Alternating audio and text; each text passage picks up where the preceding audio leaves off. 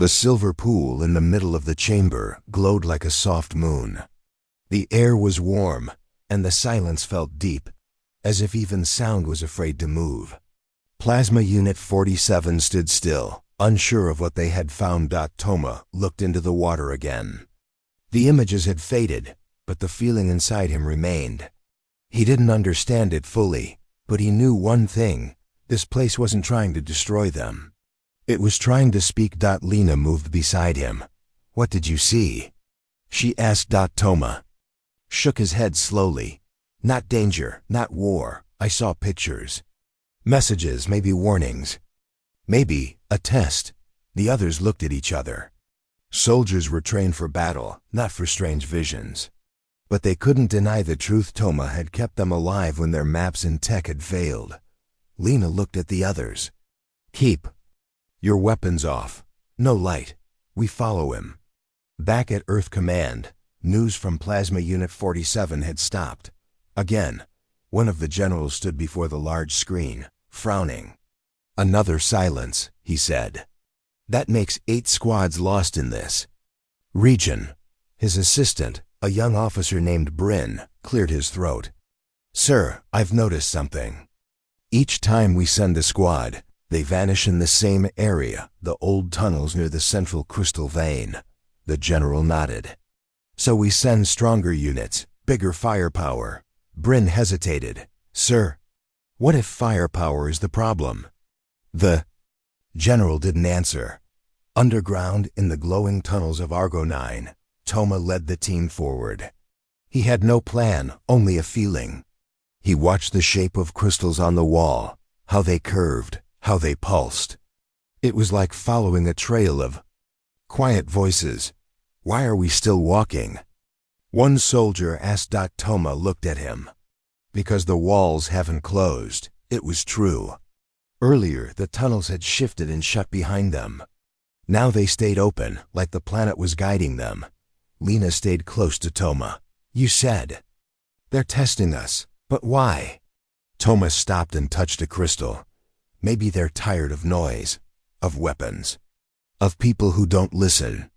He didn't say it out loud, but he believed it now. The 94% who disappeared weren't all dead. Some were taken. Some failed the test. Soon, the team reached another chamber, this one round and filled with soft lights hanging from the ceiling. Like stars. Strange shapes moved in the shadows, tall and thin, with glowing patterns on their skin. The Gralak had arrived. The soldiers froze. Their hands moved toward their belts. "No," Toma whispered. "Don't raise weapons." The Gralak didn't come closer. They stood silently, their bodies moving slightly, like waves in water. Then one stepped forward. It pressed its hand to the floor. A deep vibration moved through the stone. Toma knelt and did the same. Suddenly, images filled the room, not from machines, but from the walls themselves. The crystal around them acted like a screen.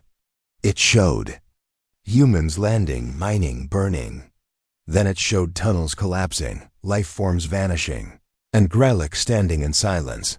The last image showed humans with hands open, no weapons, no fear. Toma stood slowly.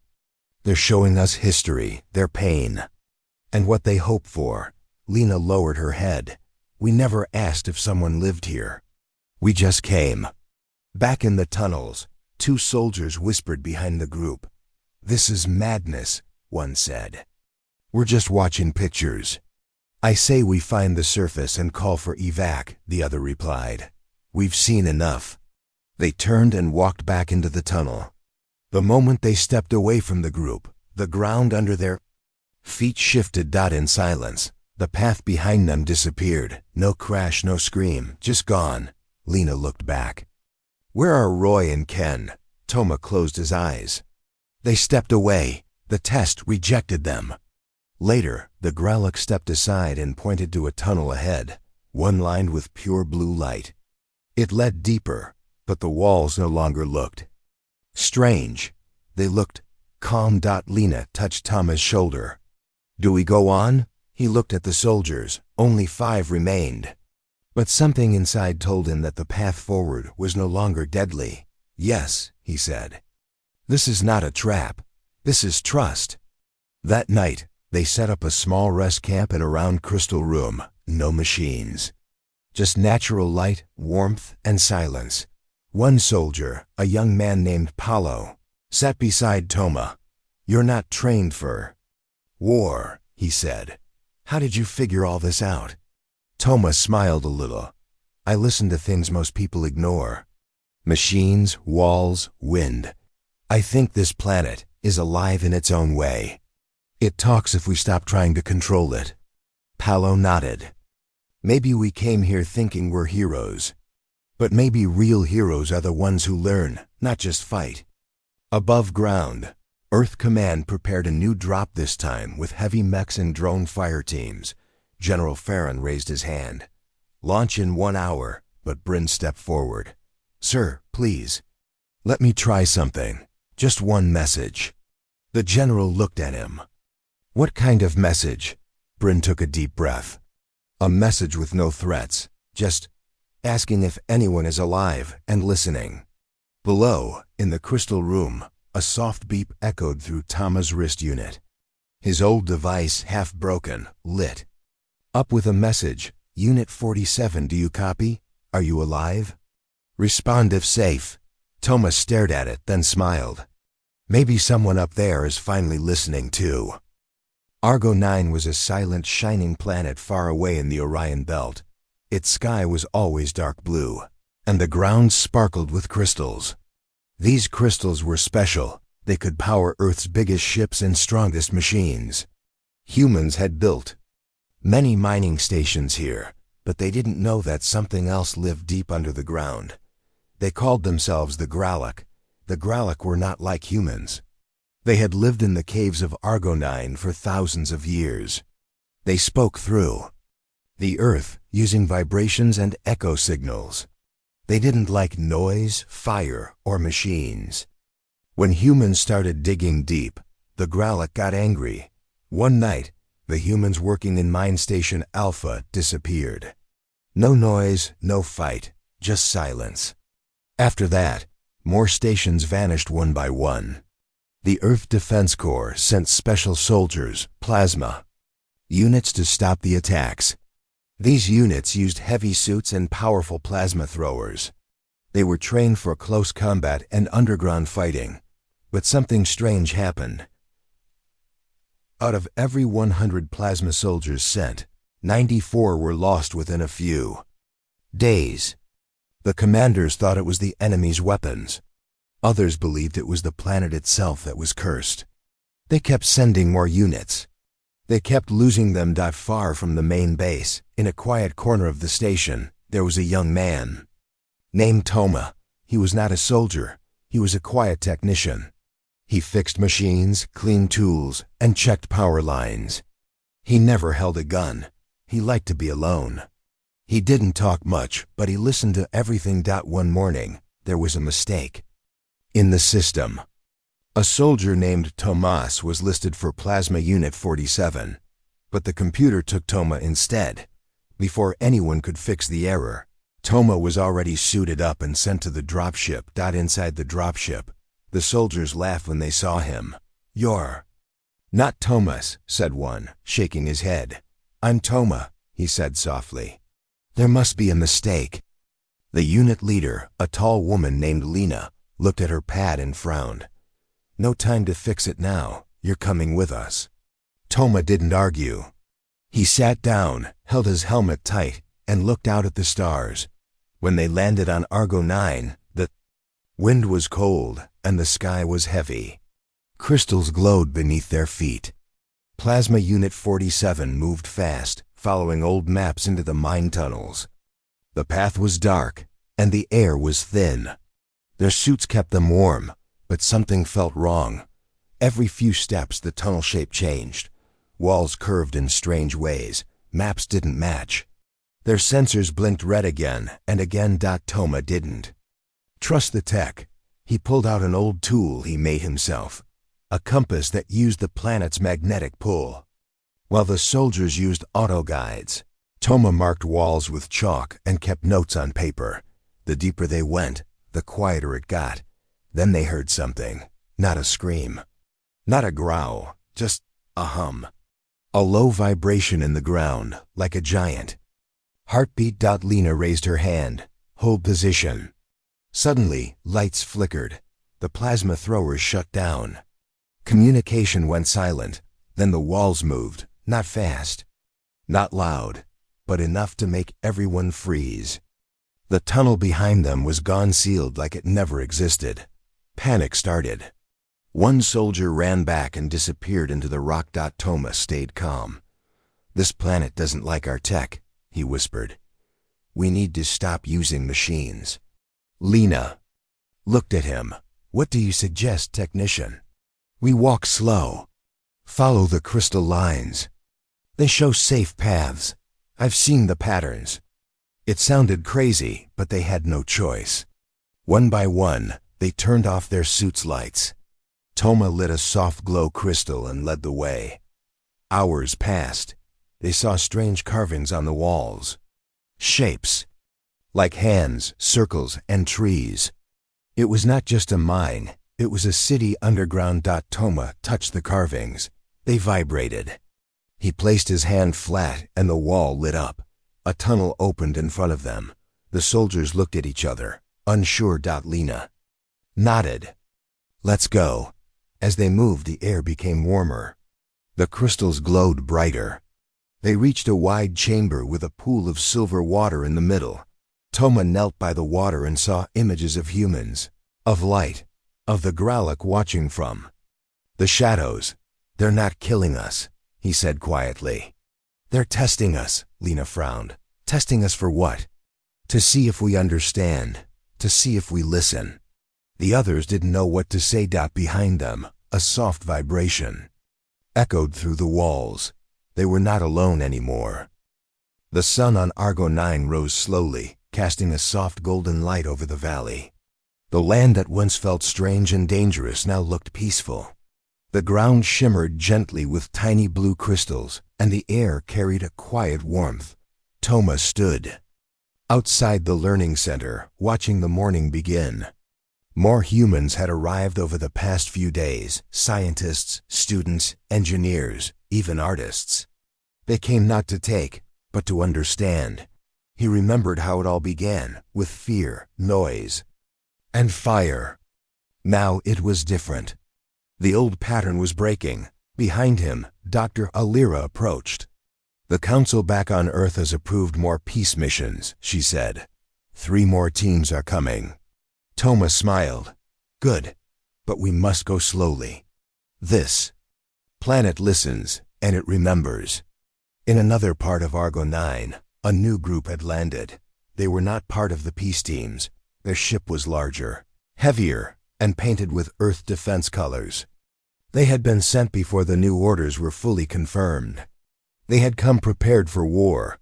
The team leader was a man named Commander Rusk, strong, proud, and trained for battle. He didn't believe in the reports that came from Toma or Dr. Alira. To him, Argo 9 was a mission zone. "Keep your weapons ready," Rusk said. "We don't trust the locals. We don't trust that silence." His team, 15 soldiers, moved into the old mine tunnels. Their sensors were sharp, and their suits were loud. They walked fast, scanning everything, trying to find the missing units from before. But the planet noticed that the wind shifted, the tunnels darkened, and the silence returned, not peaceful, but heavy. Word of Rusk's arrival reached the learning center 2 hours later. Lena rushed to Toma. "They sent another force without knowing things have changed," she said. "A full combat team." Already inside the mine, Toma's face turned serious. "They will make the same mistake. We have to stop them." Dr. Alira stepped forward. "We must reach them before the planet responds," Lena nodded. "They'll think we're trying to stop their mission. They won't listen easily." Toma took a breath. "Then we'll show them the truth." The team moved quickly through the known tunnels. This time, the Gralak guided them. They no longer hid in shadows. They moved silently but clearly, showing the safe paths. Palo led the way with Toma, carrying a glowing crystal given by the Gralak. It kept the tunnels from closing and showed the energy lines beneath the ground. The crystal works like a language, Toma explained. It tells the planet we come in peace.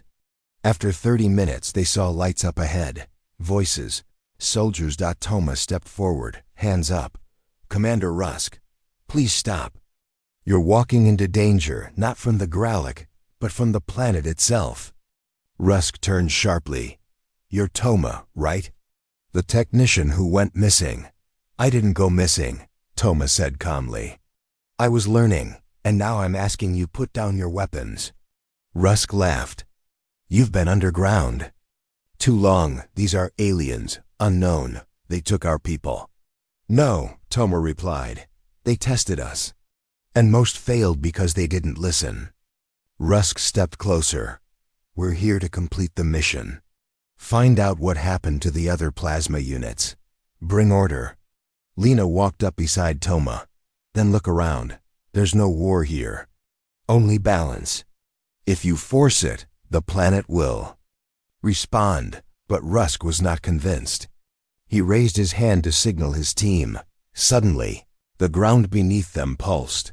The lights in their suits flickered.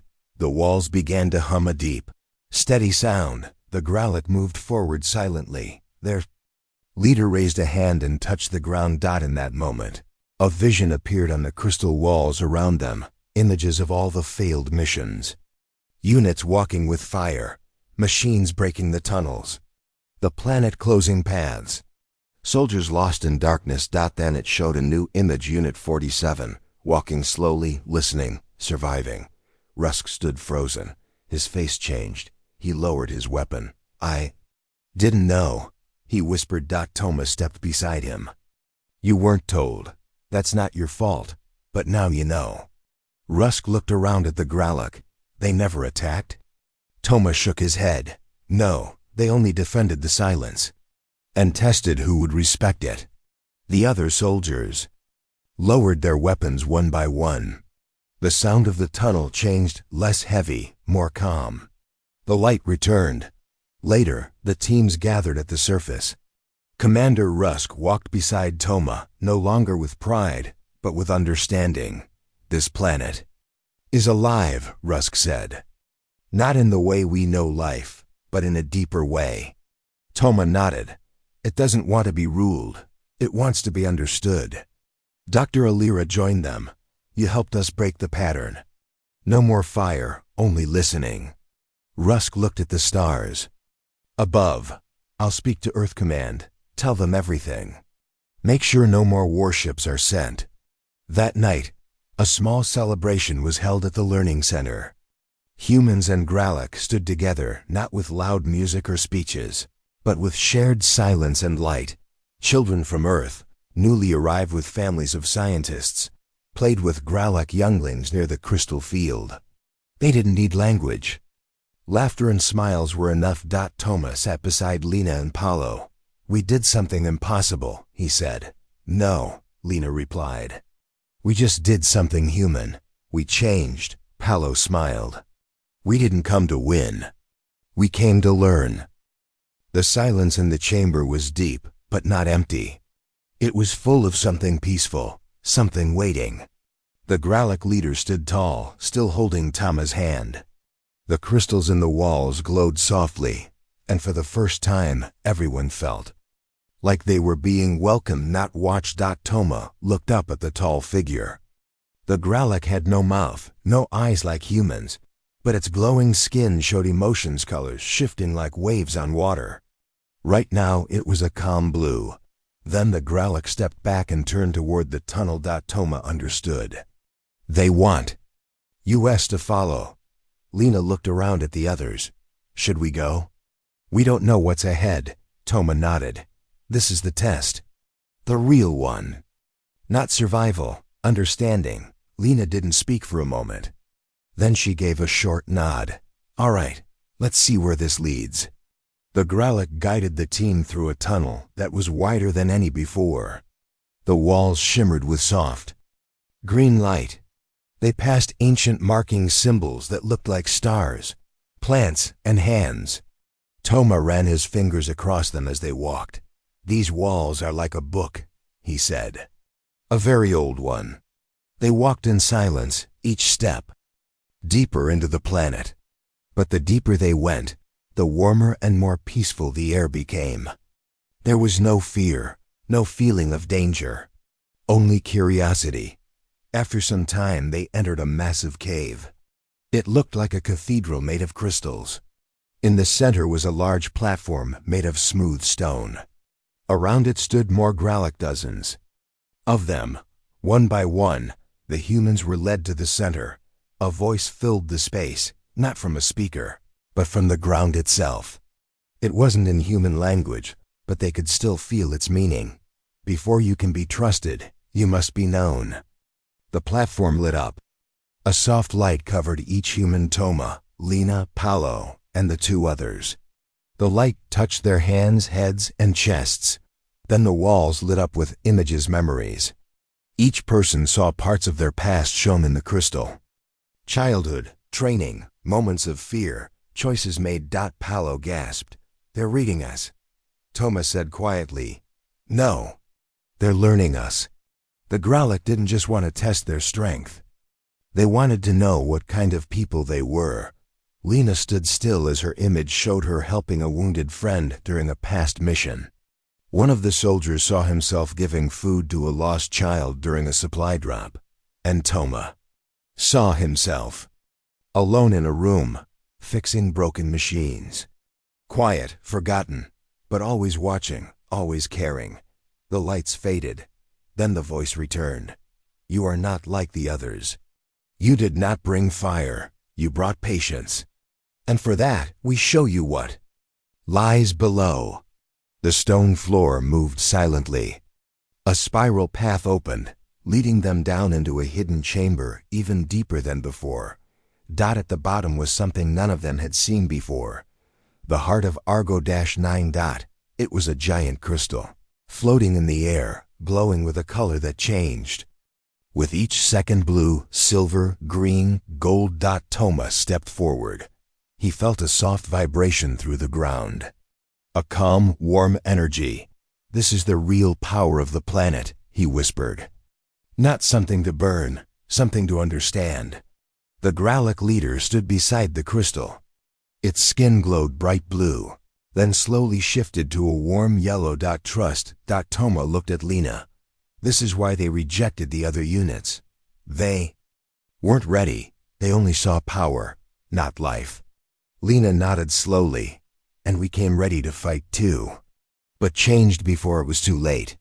The Gralak stepped forward again and placed a small object in Toma's hand. It looked like a crystal key, shaped like a star. "This is a message," the voice said. "Take it to your leaders. Let them see. Let them choose." Back at the surface, the humans were guided to a quiet exit one that led back to the place where their dropship had first landed. The air felt different now. The wind was soft.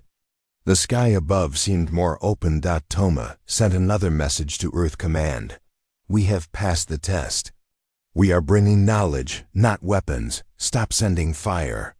Days later, on Earth, the message was received. The crystal key was sent in a special ship, carefully watched but not touched. In the council room, leaders gathered. Scientists scanned the key. The crystal showed images just like the walls on Argo-9, but these were meant for Earth. Pictures of peace, of energy flowing without harm, of two species working together. General Farron stood in silence. Officer Bryn turned to him. "Sir, what do we do now?" The general looked at the images: humans building clean cities, ships powered without fire, and children of both species learning together. He spoke slowly. "We stop sending soldiers. We send learners." Back on Argo-9, Toma and his team stood near the edge of the valley. The Gralak stood beside them, not as shadows, but as friends. Toma smiled. The test was over, and humanity had passed. Toma stood at the edge of the valley. The sky above Argo 9 was soft and clear, and the wind moved gently through the crystal flowers that filled the field. He looked peaceful, but his mind was full of thoughts. The Gralloch stood behind him in silence. They had shared everything: history, knowledge, warnings, and now it was humanity's turn to make a choice. Beside him, Lena watched the sky, waiting for the transport ship. It was coming from Earth Command, not with weapons, but with scientists, researchers, and peace messengers. Still, no one knew if Earth was truly ready to change. A soft hum filled the air. The ship landed slowly on a wide stone platform. Its sides were marked with Earth's flag, and its surface reflected the blue crystals around it. The door opened, and a group of 10 people stepped out. They were not soldiers. They wore light suits, carried no weapons, and walked carefully. The leader was a tall woman with gray hair and kind eyes. Her name was Dr. Alira. She was a historian, not a general. Toma stepped forward. "Welcome to Argo 9, Alira smiled gently.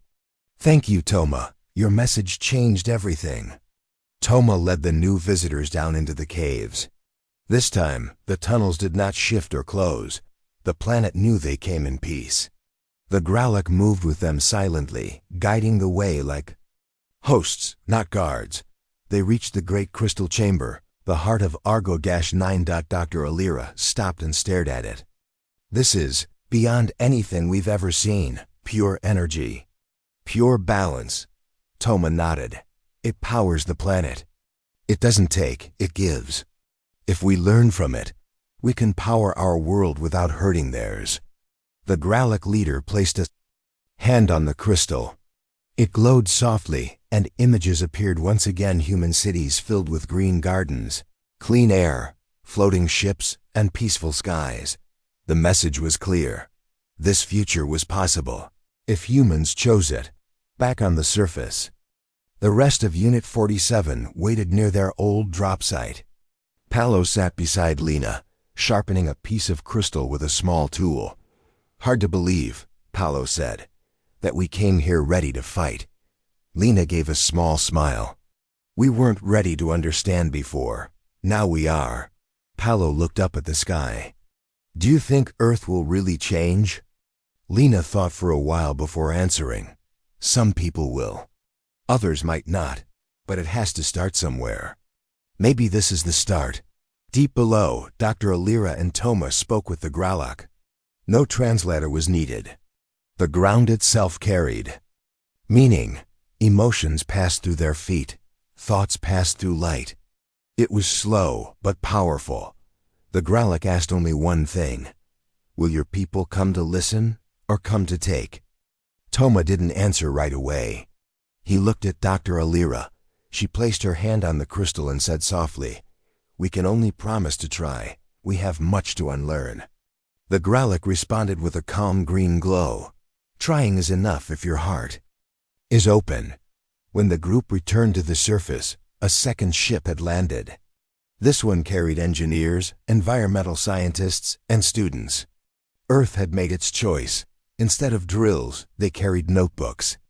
Instead of machines, they brought questions. The Gralloch watched from a distance.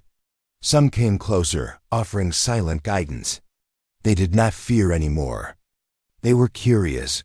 Toma visited the place where his team first landed, the spot where fear had guided every move. Now it was quiet and still. He found a small metal tag left behind a broken piece of a plasma suit. It was dusty and forgotten. Picked it up and looked at it.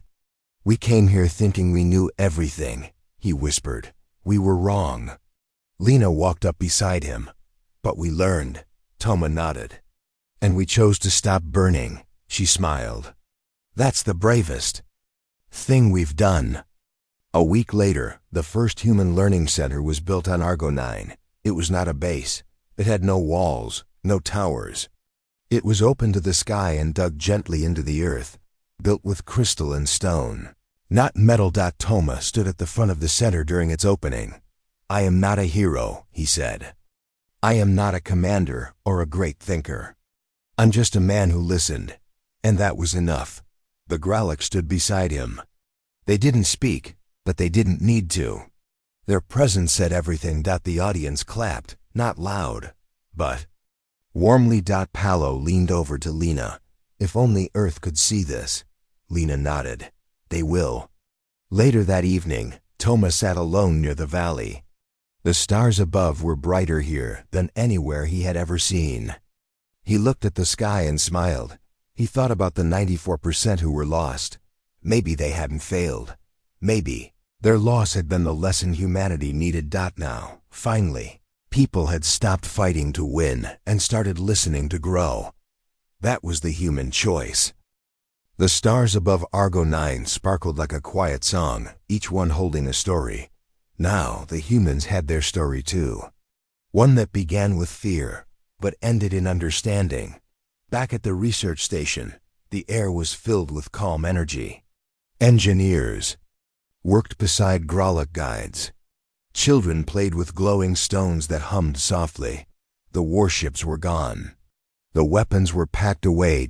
Toma stood near the edge of the valley, looking at a large clearboard placed beside a sculpture of Unit 47. The sculpture showed a human technician holding a glowing crystal in one hand and reaching out to a Grolic with the other. On the board were the names of all the fallen plasma units, those who never returned. Dr. Alira stood beside him. They were brave, she said softly. But bravery without understanding is not always enough, Toma nodded. We should tell their story, the full truth, not just how they failed, but why. Inside the main hall, a meeting was held. Scientists, peacekeepers, historians, and Grolic elders sat in a circle.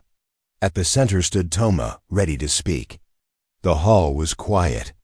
No one held papers. There were no loud machines. Only soft lights and patient hearts. Toma began.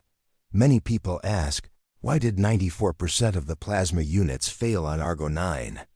They think it was because of enemies, traps, or unknown dangers. But the truth is simpler and deeper. He paused. They failed because they came to win, not to understand. They saw Argo 9 as a problem, not a place. Images appeared on the wall, soft moving pictures of the first missions. Units landing, machines drilling, weapons ready. Grolic watching silently from the shadows. The plasma units were the strongest, most advanced, Toma continued. But strength was not the answer. The planet is old. It feels energy. It hears movement. It remembers every step. When something walks loudly, it listens louder. The pictures shifted, tunnels closing, equipment shutting down, people disappearing into darkness. Each time the units pushed, the planet pushed back. He said. Lena joined him, holding the crystal they had used to guide the peace team. It pulsed with gentle light. This is not just a tool, she said. It's a message, a symbol. The planet doesn't speak with words. It speaks with balance. The Grolic elder named Solon stepped forward. Though he spoke with a different rhythm, his meaning was clear. We did not fight, Solon said. We waited, we watched, we gave signs. Some humans saw. Most did not. He touched the glowing crystal. This light is not made by fire. It is made by respect. The room remained still. Paolo, standing in the back, raised a question. Then why did Unit 47 survive? What made it different? Toma smiled gently. I asked myself the same question. Over and over. He walked slowly to a table holding parts of Unit 47's old suit. The helmet was cracked. The boots were worn. But the recorder still worked. He pressed a button. The room filled with the sound of a quiet voice. This is Technician Noah, Unit 47, the voice said. I'm not sure if anyone will hear this. My signal's weak. I don't know where the others are, but I've stopped moving. I'm not trying to win anymore. I'm just listening now. The voice paused. There's something here. It's not angry, just waiting, like it wants to be known. I'm going to walk slowly. No lights, no tools, just open eyes. Toma looked at the room. She survived because she didn't fight. She opened her heart. That single message had changed everything. Dr. Alira added. Her recorder reached a satellite. It came too late to save her, but early enough to change our thinking. The Gralloch played a soft note on a stone instrument. It was their way of remembering the fallen. Toma said, 94% failed, but it wasn't their fault. They followed orders. They believed they were doing good. They didn't know the planet was listening. Now new training was given to all who came to Argo-9. No weapons, no loud machines. All explorers walked in silence for the first 3 days. They learned to feel the land, to wait for the path to show itself. A simple rule was written across the entrance to the valley. To walk here is to listen. One evening, as the sun set behind the crystal hills, Toma sat with Lena and Paolo near the memory wall. They watched a group of students, both human and Gralloch, draw pictures of birds, tunnels, and stars. Do you think the others would be proud? Lena asked. I think they'd be at peace, Toma replied, because their story helped build this one. Paolo added, even failure can teach if someone listens. A cool breeze passed by. The light from the valley glowed a little brighter, as if the planet itself had heard them and agreed. And so the mystery was no longer a mystery. Why did 94% of plasma units fail? Because they moved too fast. Because they didn't wait. Because they didn't listen.